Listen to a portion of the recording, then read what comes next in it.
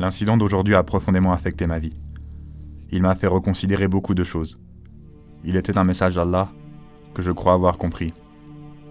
Si je devais donner un titre à l'histoire d'aujourd'hui, je l'appellerais « Une surface glissante ». J'ai voulu jouer au plus malin, mais j'ai failli me perdre dans le processus. Et je me retrouve à poster cette histoire sur Facebook.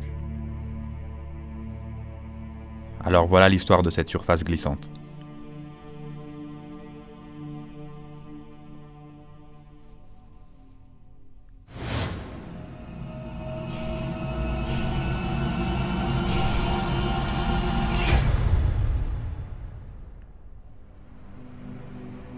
Un samedi matin, j'ai débuté ma journée avec beaucoup d'énergie, comme d'habitude.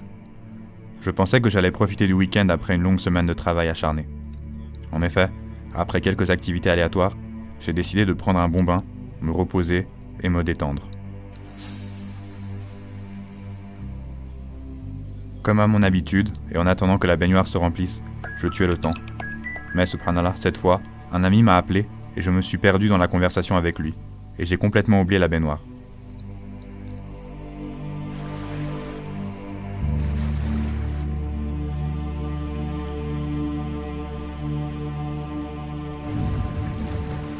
À la fin de la conversation, je me suis rappelé que j'avais laissé l'eau couler et j'ai couru vers la salle de bain. Seulement voilà, c'était trop tard. Je savais que j'allais avoir de gros ennuis. Je n'avais pas d'autre choix que d'appeler la régie.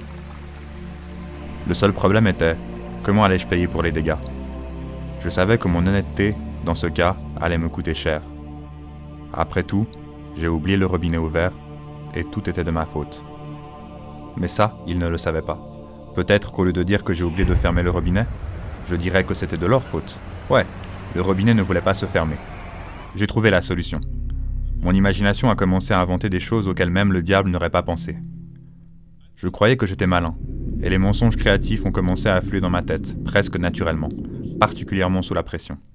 3, 2, 1, action.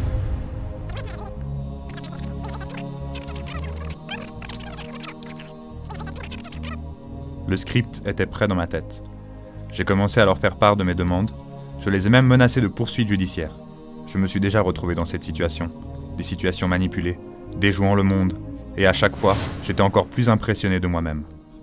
J'ai harcelé les employés et les travailleurs à la banque, la compagnie d'assurance, le service d'aide financière à l'école, les caissiers dans les magasins. Je veux dire, hey, le client a toujours raison, non? Je sais exactement comment jouer à ce jeu. J'ai tout prévu. De l'expression de mon visage au ton de ma voix, on y est.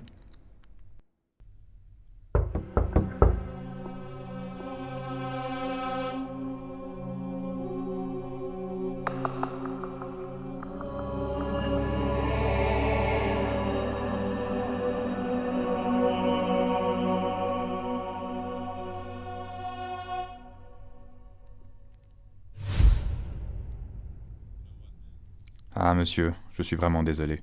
En fait, j'ai juste oublié de fermer le robinet et tout cela est de ma faute. Vous pouvez donc informer la régie que je suis disposé à payer les réparations nécessaires. Je ne sais pas ce qui m'est arrivé.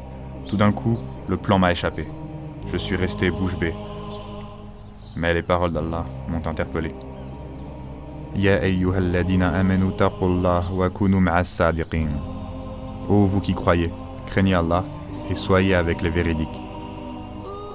Quand je lis à propos de lui, je le trouve digne de confiance, au point que même ses ennemis ne juraient que par lui. Cela en dit long sur sa nature. Et tes ennemis, qui t'accusaient de toutes sortes de choses, n'auraient jamais osé remettre en question ton honnêteté. La vérité mène vers la piété, a-t-il dit, et la piété mène au paradis.